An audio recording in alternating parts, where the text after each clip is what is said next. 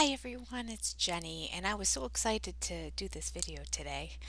Um, but I had a little backslide yesterday and just really struggled with all the food that I had to feed everybody. So I made some salmon to have some variety in the house, and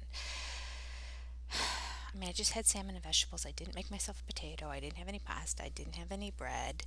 But I had a little bit of the ice cream at the end of the day. We had four varieties of ice cream for the graduation party to have with the cake, but we were so full after dinner we couldn't have any ice cream. We could barely eat the cake.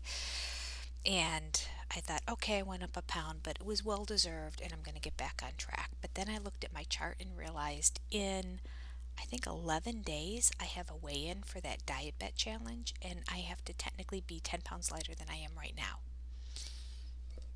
So I have no choice at this point other than to go full force, strict. I don't know how I'm going to do that when I go to the amusement park, but full force and strict HCG from here on out for the next week and a half. Oh, Jenny, Jenny, Jenny. I don't know, what did I do? What did I do? How did I not notice that? I think it's because when I signed up for that one, and I weighed in at like a low weight as I was losing a whole bunch, but I thought that's okay. I'm going to stay on this. So I'm going to have no trouble continuing to lose four more percent. Usually, after I lose 4%, I don't do a diet bet for a little bit, and then I might go back up a little bit, and then I'll weigh in at a new one and then lose 4%. So I'm never having to lose an entire 4% in a month because it's a lot, it's like 7 pounds or something like that in a month, and that's a lot to lose. Um, and I had forgotten that in the throes of the excitement of this last round of diet bet that I was doing, and I was losing, I thought I can do another one of these. I can lose another 4%.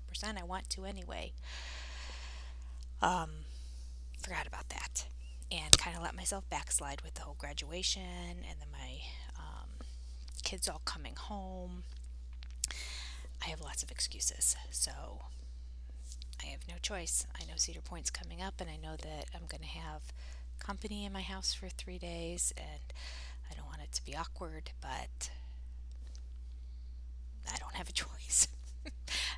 Or I lose out on that money. I don't want to lose out on that money. I don't want $35 out the door because I couldn't lose the weight that I said I was going to lose. So I need to lose the weight. There's no other way around it. Here we go. Let's talk about, if I keep talking about this, I'll get depressed. So let's talk about the second part of what we started talking about yesterday, which was sort of the origin, if you will, of HCG and where it all began and the original study. There's a little bit shorter paragraph today, but again, found it interesting when I read it the other day. And let's see, where are we? So we were talking about that. We were talking about that. Okay. The topic, the subcategory topic in his protocol is called Fat on the Move. So let me go ahead and start reading that to you. As a recap, we were talking about how Dr. Simeon's, in his quest to find the biological origins of weight loss, and how to tap into that and tweak it to help people, especially those who are obese and severely obese, overcome that, especially with those that are predetermined to, or I should say predisposed, um, to have some sort of genetic component affiliated with their weight loss and are obese from early on in their age. So he was always studying the pituitary gland, and then he reviewed some research that he remembered about a whole different study where there were what they called these quote unquote fat boys in India that all seemed to have these same symptoms.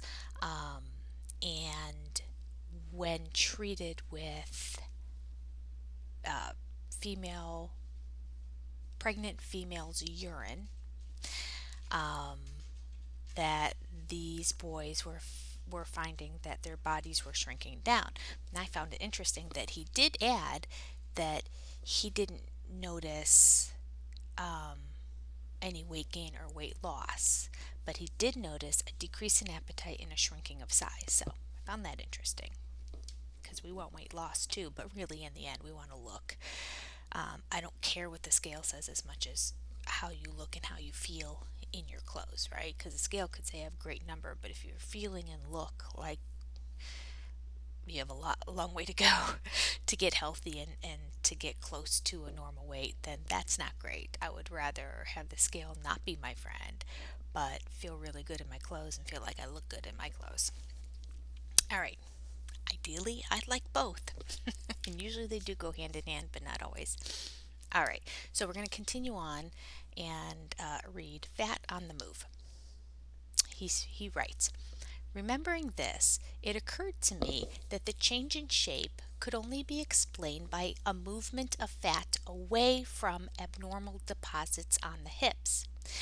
And if that were so, there was just a chance that while such fat was in transition, it might be available to the body as fuel.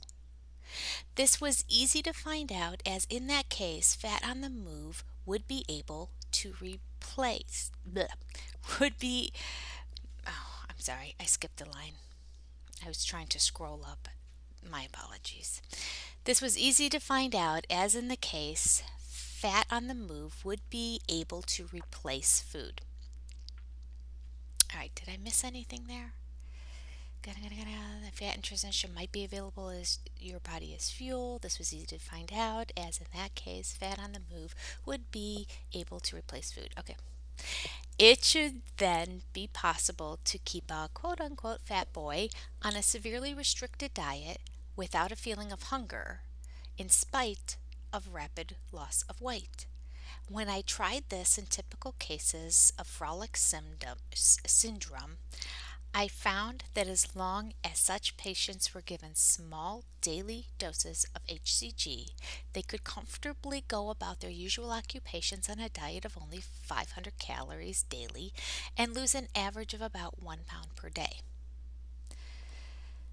I need to do that. I've got 11 days to lose 10 pounds, people. Okay. It was also perfectly evident that only abnormal fat was being consumed, as there were no signs of any depletion of normal fat. Their skin remained fresh and turgid. Don't know that word. I'm guessing that means like maybe taut. And gradually their figures became entirely normal. Nor did the daily administration of HCG appear to have any side effects other than beneficial.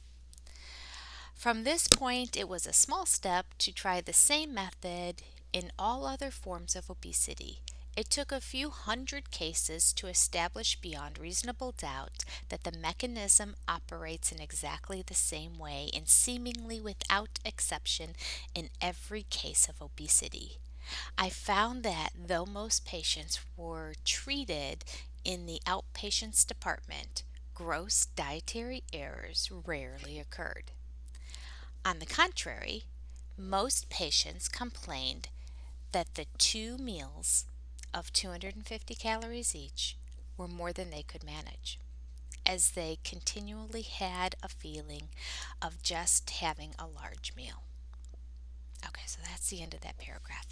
So this goes on to explain, we talked about, I see out there on the blogs and online and different places, and if you just kind of do a Google search on HCG, that people are like, well, HCG is a starvation diet because you're only allowed to eat 500 calories.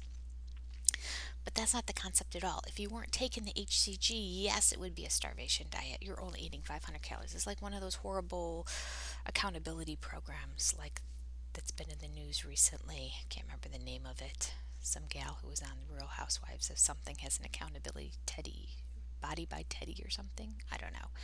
Teddy Mellencamp's program cost like $500 for the first 2 weeks, and you have to constantly text in and report all day long, which is fine. I like the accountability program, but you're paying a ton of money. You get nothing back. That's what you're paying them to do accountable.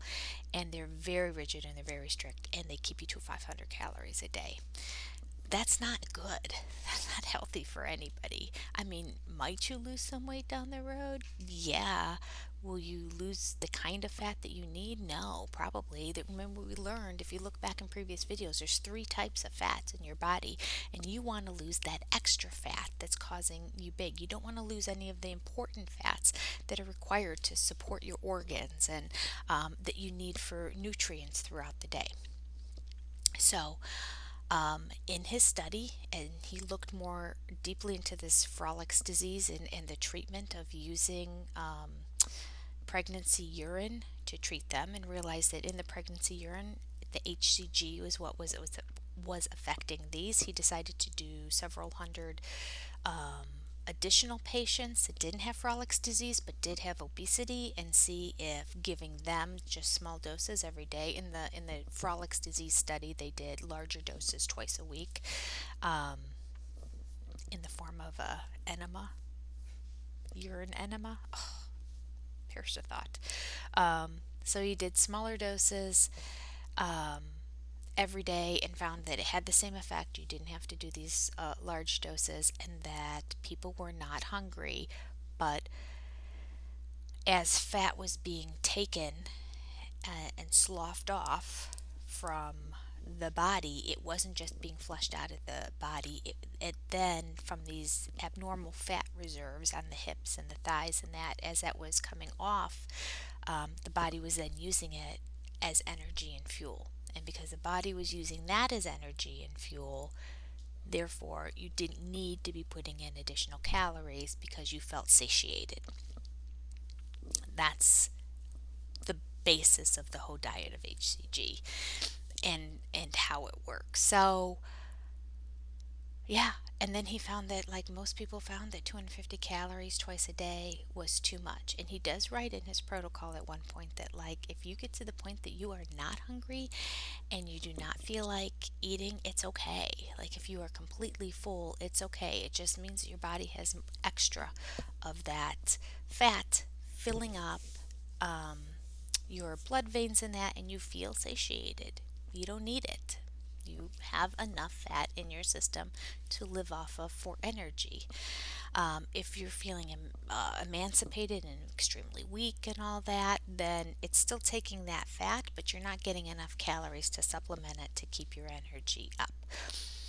So it's a balance game, because throughout this diet you want to continue to feel energized and really good about yourself. Usually when I'm on HCG, I'm not laying around all the time. I did the very first time I did this diet, but I you learn as you go along. There were things that I could have done differently. I did it very, very strictly.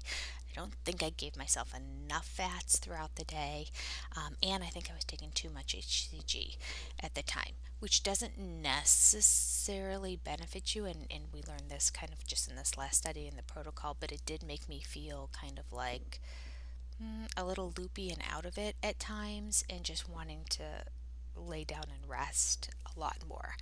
Now that I've kind of learned to balance that out, I'm like, okay, let's go. What are we going to do? So, yeah, today, um, now that I've looked at the fact that I've got 10 pounds to lose in 11 days, I need to pull it together. And clearly, I've gained weight since I did my last weigh in, and that would have been 10 days ago, more than 10 days ago. That would have been more like 13, 14 days ago. Oh my gosh. All right. So that's what I have. I have never read that before in the protocol. So I hope you enjoyed it too, because I learned a little something inside there. I will keep digging and seeing if I can find some new and interesting things in the protocol. Again, if there's something in particular you want me to go over, let me know.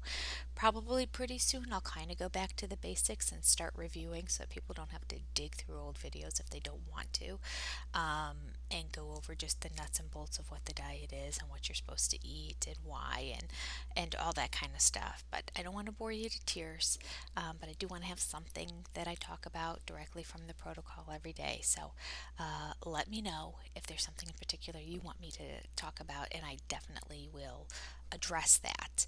All right, that's all I have for today. Happy dieting, everyone. Let's go. We can do this. Do it with me, all right? We're going to lose 10 pounds in 11 days. Here we go.